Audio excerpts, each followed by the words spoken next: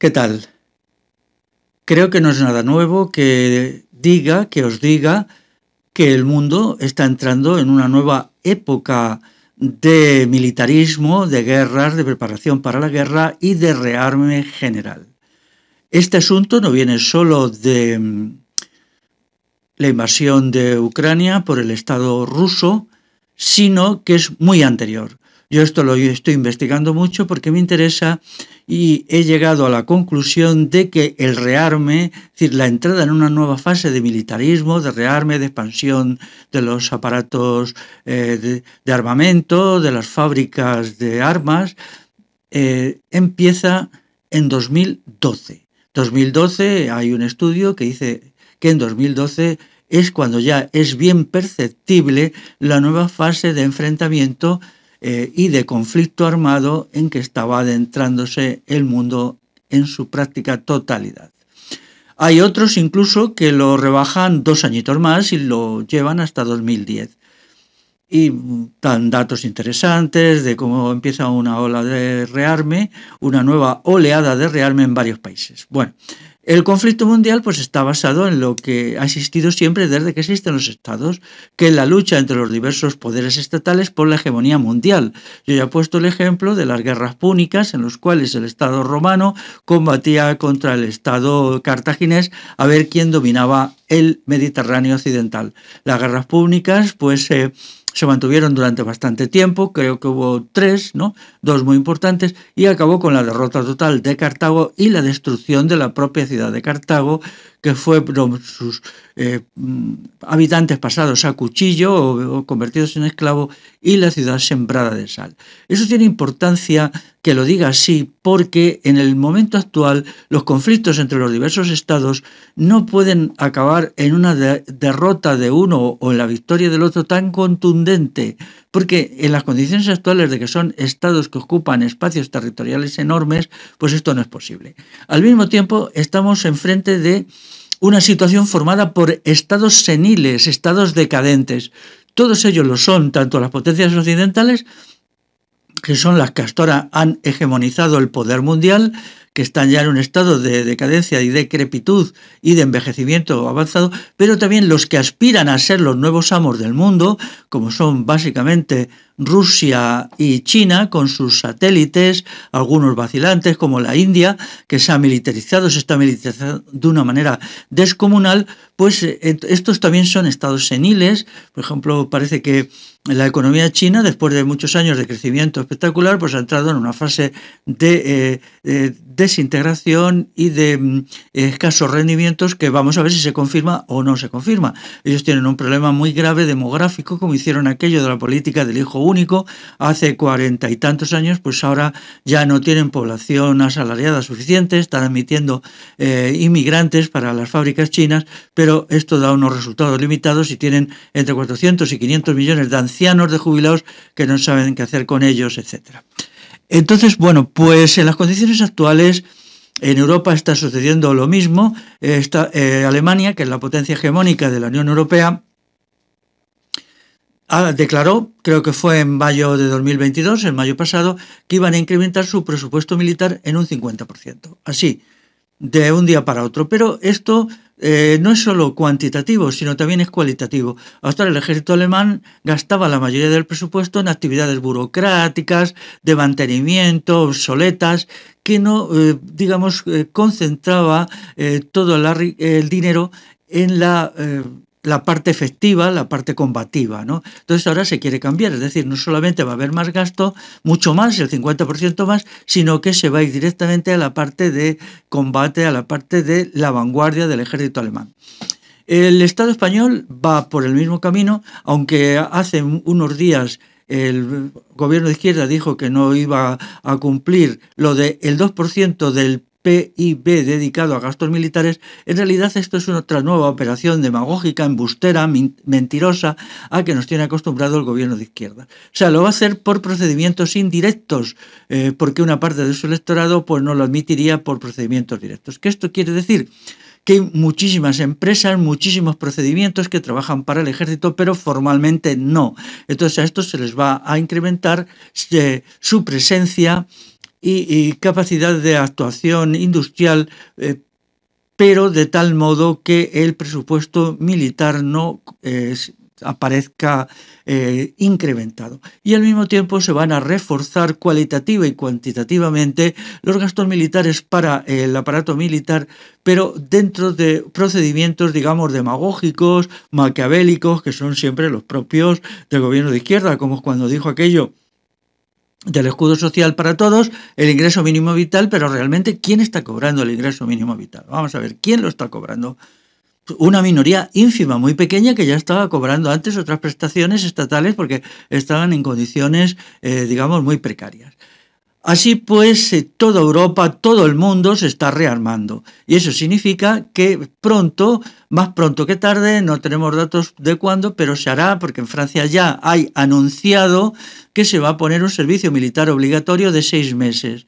Lo dijo el presidente Macron hace un tiempo, como dejándolo caer, hace ya quizá año y medio o 2 años, basándose en explicaciones más o menos peregrinas, y aquí también. ¿Cuándo va a llegar el servicio militar obligatorio, lo que antes se llamaba la mili, o lo que antes se llamaba también recibir la cartilla militar? Y es aquí a donde me quiero dirigir a la juventud entre 18 y 24 años, porque cuando esto suceda, entonces ellos recibirán la cartilla militar, o sea, serán llamados a filas militares, porque el ejército español, pues aunque ahora es un ejército de voluntarios, o por decirlo de una manera clara, de mercenarios, es un ejército de mercenarios, entonces con eso no es suficiente. Un ejército también en donde los inmigrantes en la base de los soldados pues son entre el 40 y el 50%, según unos estudios el 40%, según otros estudios el 50%, pongamos el 45%. Esto es importante que se sepa cuál es la composición étnica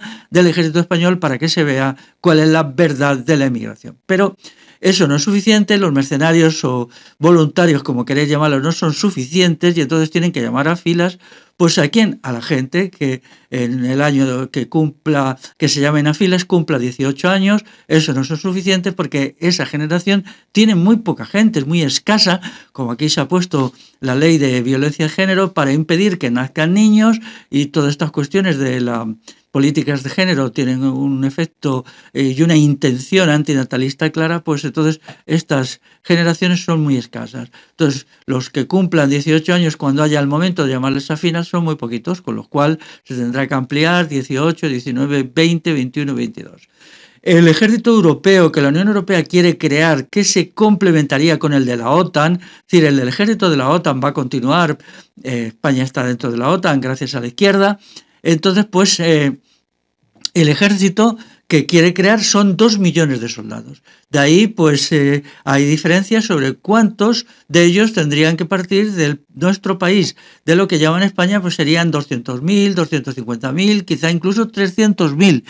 Y esto además incorporaría gastos muy importantes porque la militarización de los países, una economía de guerra, que es la que ahora nos estamos adentrando ya de una manera explícita y clara, aunque llevamos por lo menos 10 años de una manera implícita y velada, pues exige muchos gastos. Entonces la pregunta es, amigos y amigas que tenéis entre 18 y 24 años o que vais a cumplir pronto 18 años, ¿qué vais a hacer cuando os llamen a filas? ¿Vais a ir como corderitos? ¿Vais a hacer algún tipo de resistencia? ¿Vais a denunciar el militarismo? ¿Vais a dejar de mirar las pantallas de los móviles para mirar la realidad? Porque esto significa que además os van a mandar inmediatamente al combate, ¿no? La situación se está disparando por todas partes. África es un hervidero de conflictos locales detrás de los cuales están pues las potencias imperialistas en lucha. Por una parte Occidente, la OTAN, Estados Unidos, los países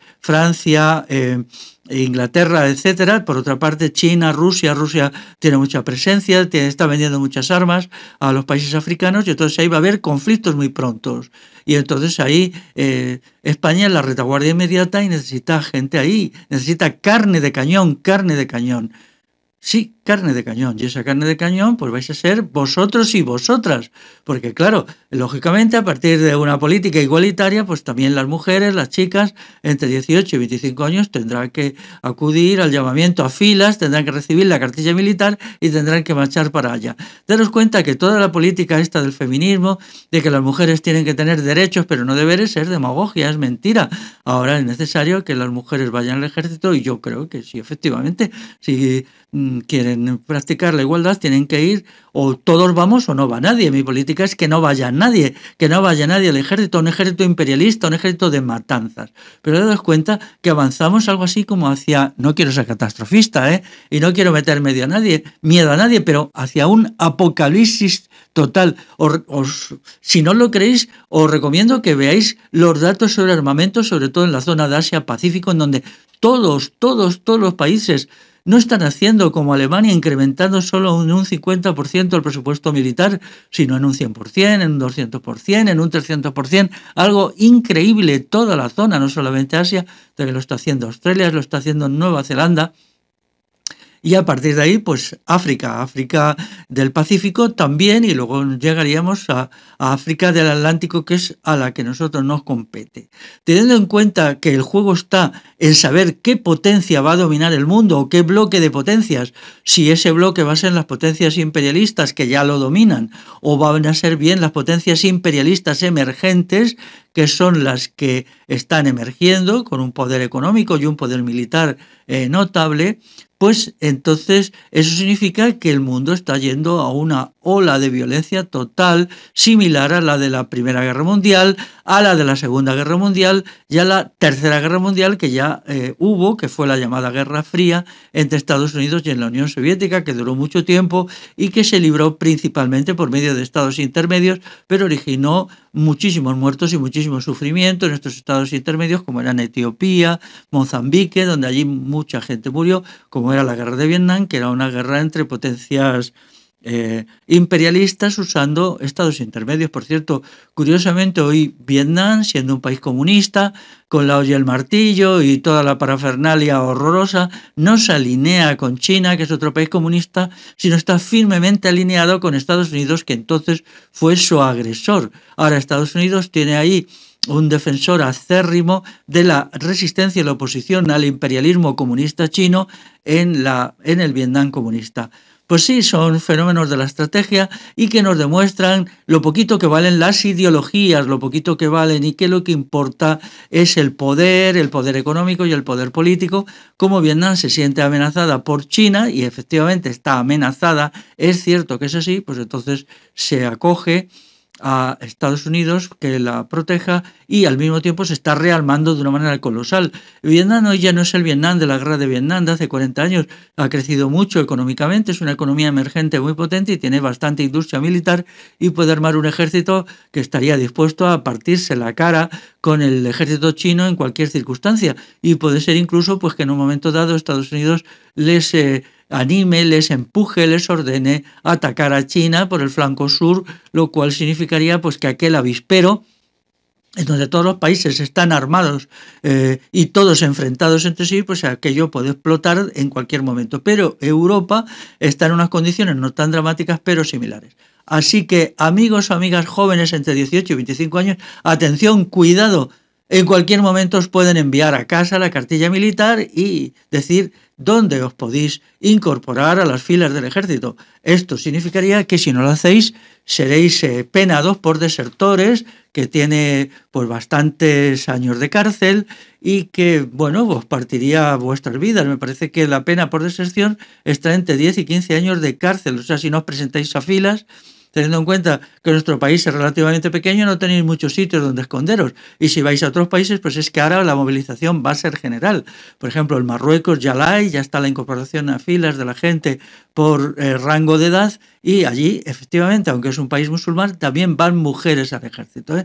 También van mujeres. No está claro si las mujeres van a participar en la primera fila del combate o solo en funciones auxiliares. En Estados Unidos hay un 20% o 25% del ejército que son mujeres, pero ellas no participan en las primeras filas del combate, lo cual es injusto. Hay muchas mujeres que lo rechazan y, claro, parece correcto que ya que están ahí, pues que quieren ser tan igualitarias y bla, bla, bla, bla, pues todo eso, pues que luchen, que mueran, que vean lo que es un combate. Un combate es dolores, sufrimientos, miserias, son piojos, son ratas, son suciedad y pasar muchos días en condiciones horribles, comer las latas basura y la comida basura que da el ejército y pasar frío, pasar calor, todo esto.